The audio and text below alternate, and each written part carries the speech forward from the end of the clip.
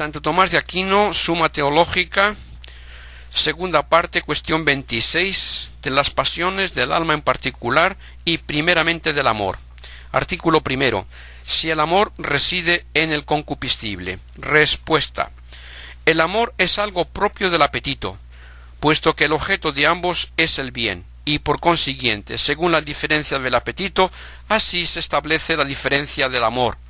En efecto, hay un apetito que no resulta de la aprehensión del que apetece, sino de la aprehensión que otro tiene, y este se llama apetito natural, pues las cosas naturales apetecen lo que les conviene según su naturaleza, no por su propia aprehensión, sino por la del autor de la naturaleza, como anteriormente se ha dicho. Hay otro apetito que sigue a la aprehensión del mismo que apetece, pero por necesidad y no con libre juicio, y tal es el apetito sensitivo en los animales, el cual sin embargo participa algo en los hombres de la libertad, en cuanto obedece a la razón. Por último, hay un tercer apetito procedente de la aprehensión del que apetece según su libre juicio, cual es el apetito racional o intelectivo que se llama voluntad. En cada uno de estos apetitos se da el nombre de amor a lo que es principio del movimiento que tiende al fin amado. En el apetito natural, el principio de este movimiento es la connaturalidad del que apetece con aquello a que tiende, connaturalidad que puede recibir el nombre de amor natural, a la manera que a la misma connaturalidad de un cuerpo pesado, con su centro en virtud de la gravedad, se puede llamar amor natural. Y, de igual modo, la mutua adaptación del apetito sensitivo o de la voluntad con determinado bien, esto es, la misma complacencia del bien, se llama amor sensitivo o intelectivo y racional. El amor sensitivo, por consiguiente, reside en el apetito sensitivo, como el amor intelectivo en el apetito intelectivo, y pertenece al concupiscible, puesto que se refiere al bien en su concepción absoluta, no como arduo, bajo cuyo aspecto el bien cae dentro del objeto del irascible. Santo Tomás de Aquino, Suma Teológica, capítulo 26, artículo 4.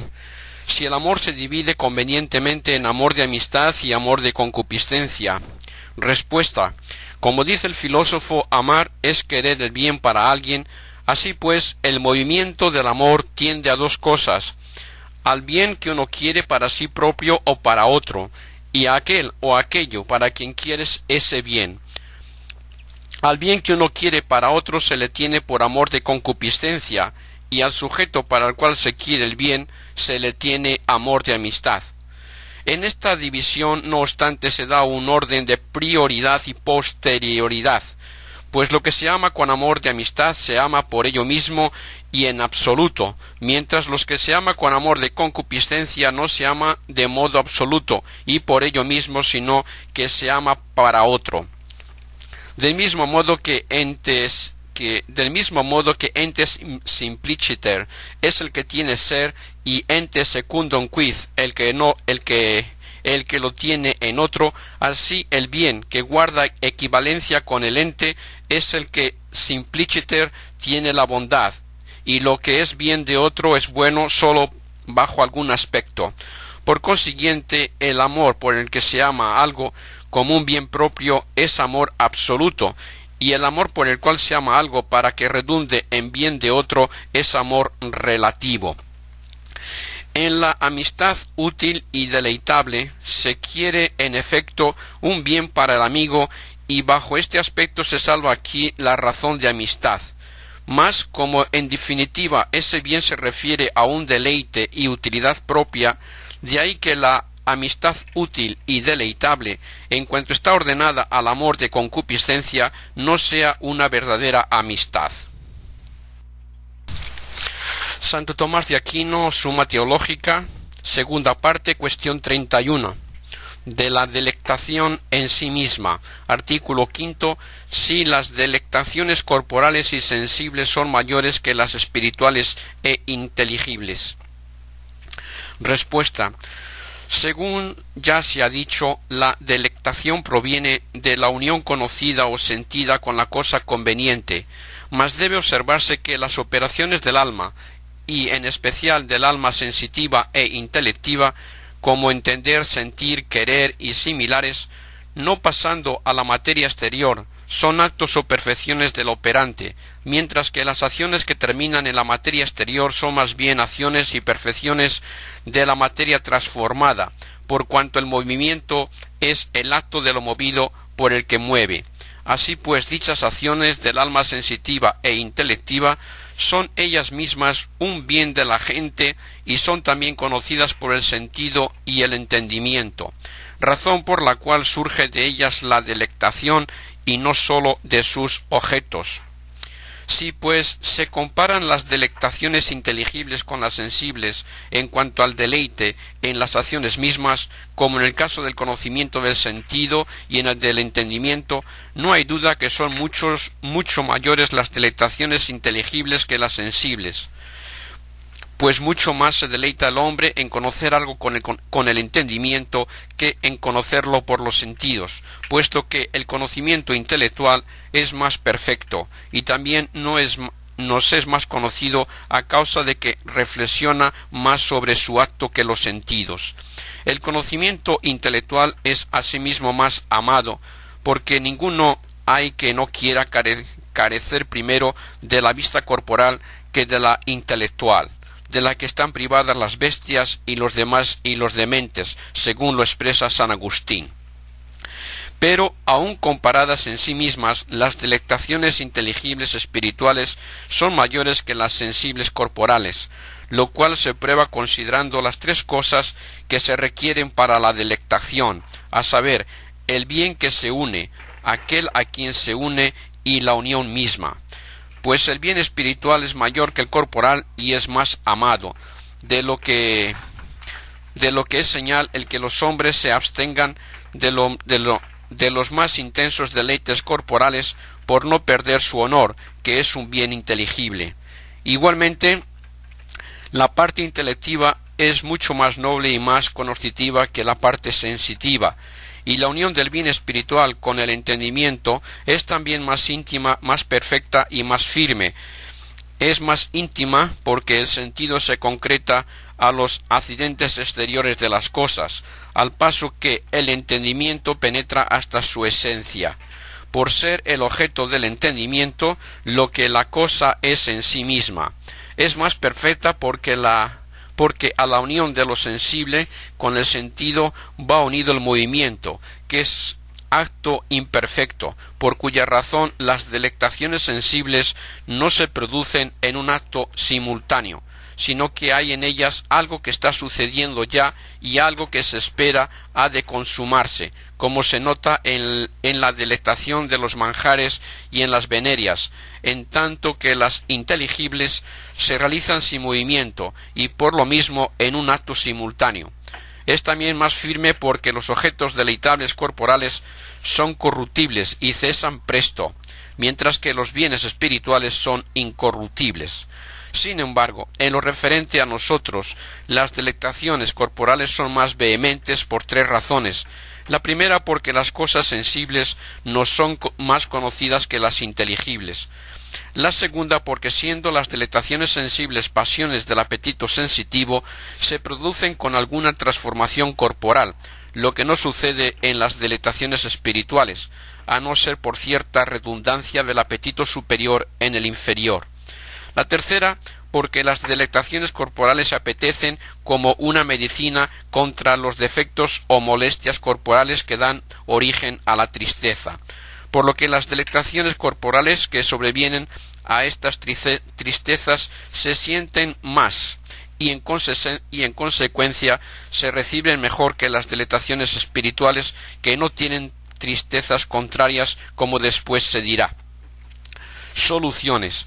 La mayoría persigue las delectaciones corporales porque los bienes sensibles son más y porque y por mayor número conocidos, y también porque los hombres necesitan de las delectaciones como de medicina contra múltiples dolores y tristezas, y como muchos de ellos no pueden alcanzar las delectaciones espirituales que son propias de los virtuosos, es lógico que se inclinen a las corporales.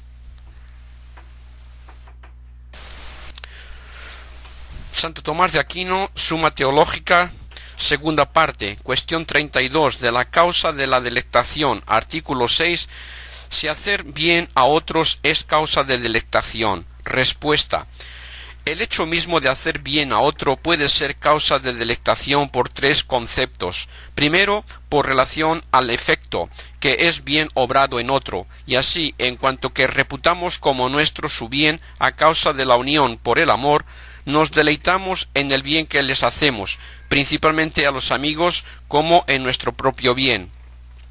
Segundo, por relación al fin, como cuando alguien, haciendo bien a otro, espera conseguir un bien para sí de Dios o del hombre, pues la esperanza es causa de delectación.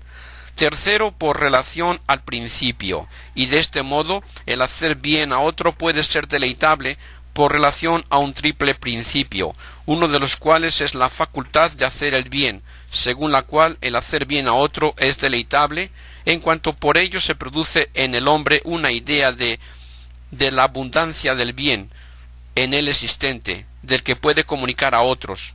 Por eso los hombres se deleitan en sus hijos y en sus propias obras, como a quienes comunican su propio bien. El segundo principio es la inclinación habitual por la que se hace con natural a uno el hacer beneficios. De ahí que los hombres generosos gozan en dar a otros. El tercer principio es inductivo, como cuando somos inducidos a beneficiar a otro por alguien a quien amamos, pues todo cuanto hacemos o sufrimos por el amigo es deleitable, por ser el amor la causa principal de la delectación.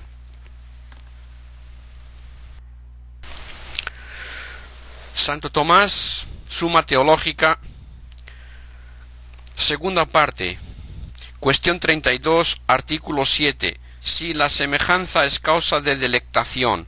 Soluciones. Aquello en que se deleita el triste, aunque no sea semejante a la tristeza, lo es sin embargo al hombre contristado, porque las tristezas contrarían el propio bien del que está triste, y por ello desean la delectación los que se hallan tristes como conducente al propio bien a modo de remedio. Y esta es la causa porque las delectaciones corporales, a las que son contrarias ciertas tristezas, se desean más que las delectaciones intelectuales, que no tienen tal contrariedad, según se dirá luego. De aquí también que todos los animales deseen naturalmente la delectación, porque el animal obra siempre por los sentidos y el movimiento.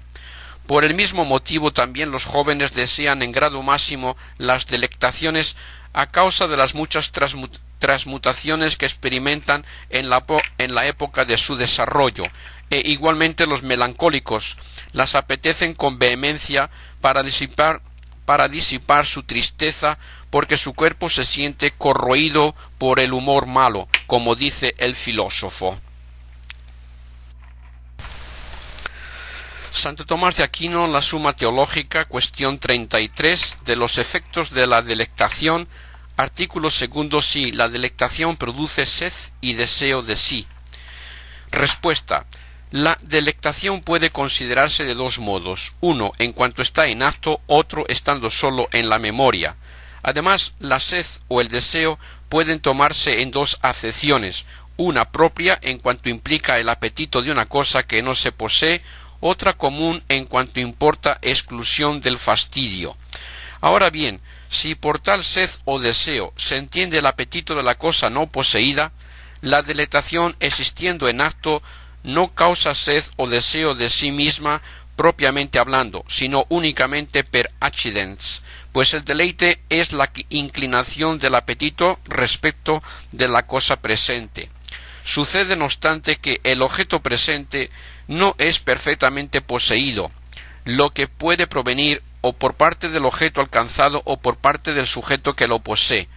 Por parte del objeto poseído, en cuanto no se le en cuanto no se le posee simultáneamente todo entero, sino que se le recibe sucesivamente, y mientras uno se deleita en lo que ya tiene, desea apropiarse lo que le falta, al modo del que oye la primera parte de un verso en la cual se deleita, desea oír la otra, como dice San Agustín.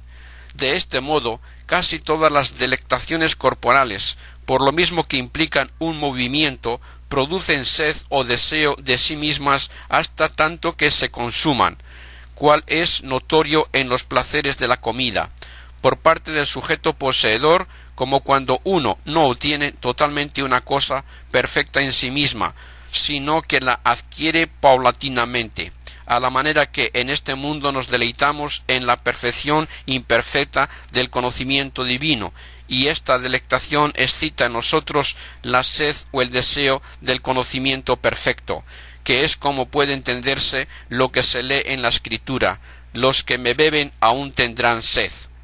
Mas si por sed o deseo se entiende únicamente la intensidad del afecto que disipa el hastío, las delectaciones espirituales producen así en alto grado esta sed o deseo, mientras que las delectaciones corporales, desbordando por un excesivo acrecentamiento o por simple continuidad de capacidad natural, llegan a hacerse fastidiosas, como se ve en la delectación de la comida.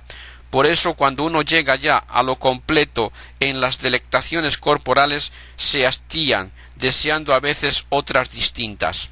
En cambio, las delectaciones espirituales no sobrepujan las fuerzas naturales, sino que perfeccionan la naturaleza. Por consiguiente, cuando se llega en ellas a la consumación, entonces se hacen más deleitables, a no ser accidentalmente, en cuanto se asocia a la operación contemplativa la operación de otras potencias corporales que por la asiduidad en el obrar se fatigan. Y en este sentido pueden entenderse también las escrituras de las palabras de la Escritura: los que me beben aún tendrán sed, porque aun de los ángeles que conocen perfectamente a Dios y en él tienen su deleite, dice San Pedro que desean mirarle. Por último, si se considera la delectación en cuanto está en la memoria y no en acto, entonces se ordena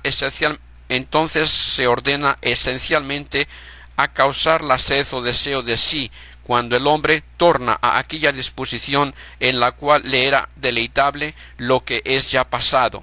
Mas si esta disposición ha cambiado, el recuerdo de la delectación no le deleita, sino le causa fastidio, lo mismo que al harto el recuerdo de la comida. Santo Tomás de Aquino, Suma Teológica, cuestión 34, de la bondad y malicia de los bienes. Artículo primero. Si toda delectación es mala. Respuesta. Algunos afirmaron que todas las delectaciones eran malas, cuya opinión parece haberse fundado en no considerar sino las delectaciones sensibles y corporales, que son las más notorias, pues por lo demás los antiguos filósofos tampoco distinguían las cosas inteligibles de las sensibles, ni el entendimiento del sentido, como advierte el filósofo. Juzgaban malas todas las delectaciones corporales, de modo que los hombres propensos a las delectaciones inmoderadas, retrayéndose de todo deleite, alcanzaban el medio de la virtud. Pero esta apreciación no era razonable, ya que no pudiendo vivir sin alguna delectación sensible y corporal, si los que enseñan que todas las delectaciones son malas son sorprendidos en el disfrute de algunas, los hombres se inclinarán más a ellas por sus ejemplos prácticos, desentendiéndose de sus doctrinas, pues en las acciones y pasiones humanas, en las cuales la experiencia es lo que más vale, los ejemplos persuaden mejor que las palabras. Debe decirse, por tanto, que algunas delectaciones son buenas y otras malas. Es la delectación el descanso de la potencia apetitiva en algún bien que se ama y sigue a una operación, de lo cual se desprende un doble argumento. El primero por parte del bien cuya posesión deleita. Lo bueno y lo malo moralmente se califica según su conformidad o desacuerdo con la razón, como anteriormente se ha dicho, a la manera que en las cosas naturales se llama natural a lo que conviene a la naturaleza, e innatural a lo que le es contrario. Y del mismo modo que en las cosas naturales se da un cierto reposo natural en lo que es conforme a la naturaleza, como cuando un cuerpo pesado descansa en la tierra, y cierto reposo no natural en lo que es violento a la naturaleza, como si un cuerpo pesado se sostuviera en lo alto. Así, en el orden moral, hay cierta delectación mala por descansar en lo discordante con la razón y la ley de Dios. El segundo argumento puede tomarse por parte de las operaciones, de las que unas son buenas y otras malas, puesto que a las operaciones son más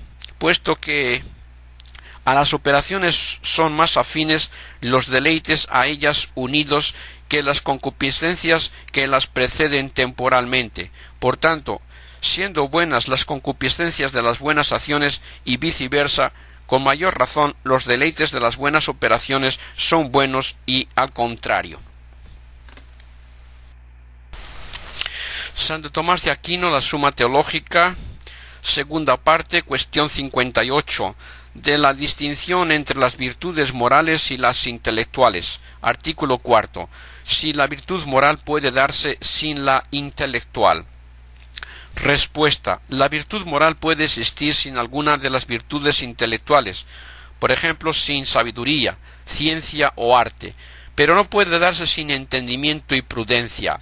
Sin prudencia no puede haber virtud moral, porque la virtud moral es un hábito electivo, es decir, el hábito que hace buena elección.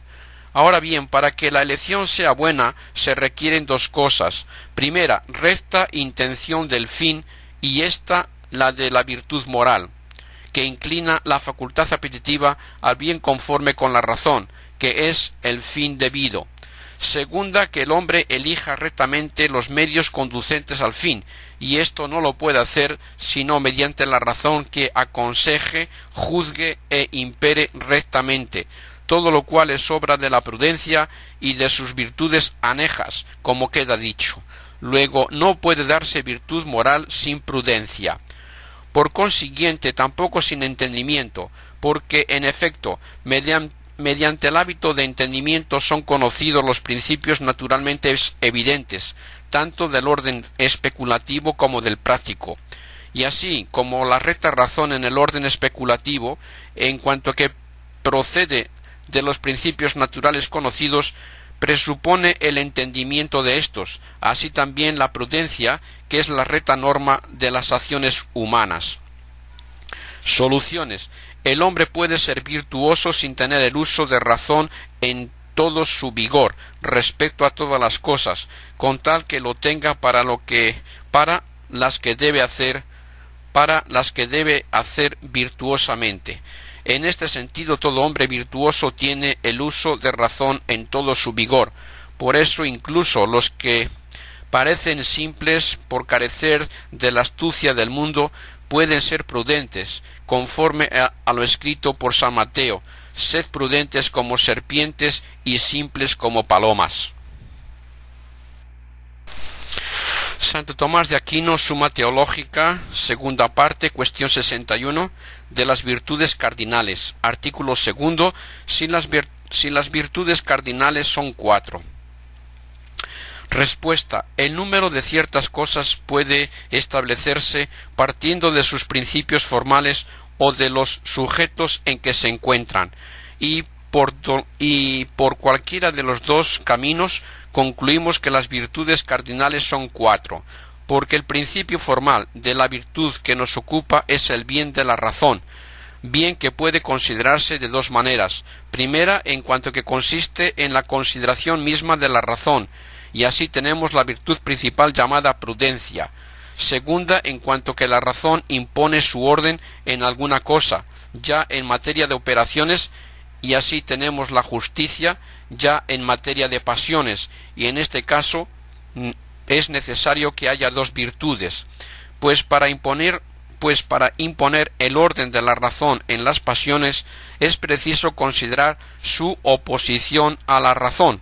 Esta oposición puede ser doble.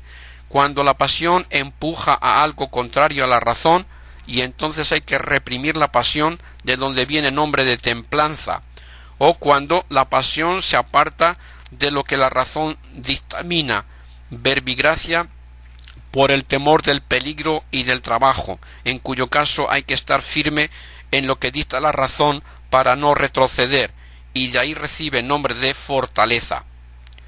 De igual modo, partiendo de los sujetos resulta el mismo número, ya que son 4 los sujetos de la virtud que nos ocupa, a saber, el racional por esencia, que perfecciona la prudencia, el racional por participación, que se divide en 3, la voluntad, sujeto de la justicia, el apetito, concupiscible, sujeto de la templanza, y el irascible, sujeto de la fortaleza. Santo Tomás de Aquino, la Suma Teológica, segunda parte, cuestión 64, del medio de las virtudes. Artículo primero, si las virtudes morales consisten en un medio. Respuesta. Como ya expusimos, la virtud, por su misma esencia, ordena al hombre al bien. Ahora bien, lo propio de la virtud moral es perfeccionar la parte apetitiva del alma en orden a una materia determinada, y la medida y regla del movimiento apetitivo a los objetos apetecibles es la razón misma. Pero el bien de lo mensurado y regulado consiste en la conformidad con su regla, y así el bien de las cosas artísticas está en que guarden las reglas del arte. Por el contrario, el mal consiste en la desconformidad con su regla y medida. Esto puede acontecer ya por exceder, ya por no alcanzar la medida, como podemos observar claramente en todas las cosas que se miden y regulan. Por eso es evidente que el bien de la virtud moral consiste en la conformidad con la regla de la razón, y es también claro que la igualdad o conformidad es un medio entre el exceso y el defecto. Luego la virtud moral consiste en el justo medio, como es manifiesto. Soluciones. La virtud moral recibe su bondad de la regla de la razón, mas tiene por materia las pasiones u operaciones. Si pues comparamos la virtud moral con la razón y atendemos a lo que tiene de razón, consiste esencialmente en uno de los extremos, que es la conformidad, mientras que el exceso y el defecto representan esencialmente el otro extremo, que es la disconformidad.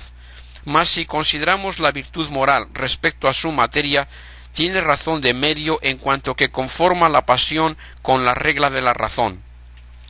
Por eso dice el filósofo que la virtud sustancialmente es un medio, en tanto que se aplica la regla de virtud a su materia propia, pero es un extremo en lo que tiene de óptimo y de bien, es decir, en la conformidad con la razón.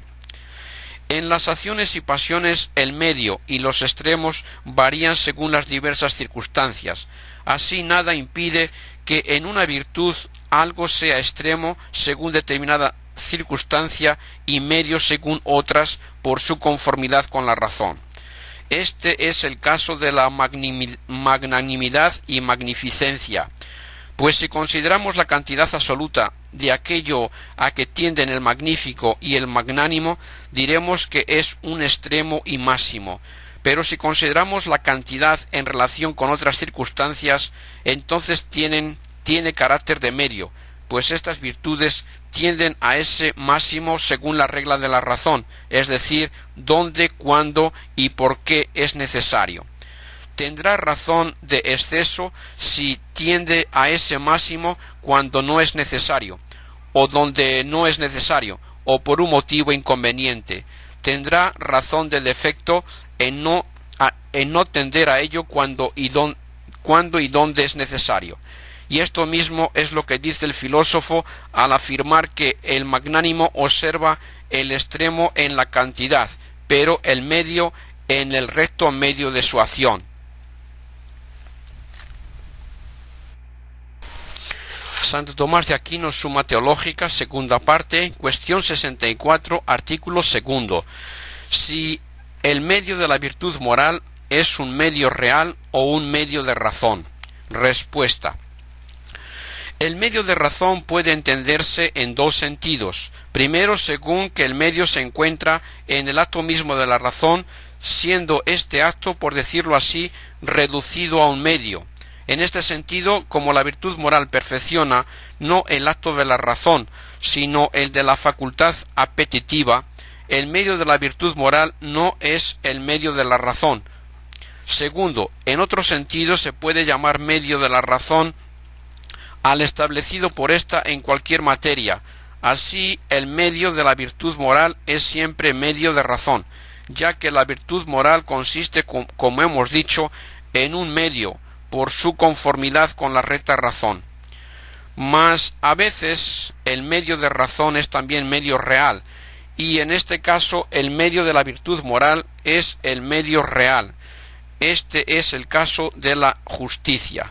Otras veces, sin embargo, el medio de la razón no es el medio real, sino que se toma por comparación a nosotros. Tal es el medio en todas las demás virtudes morales.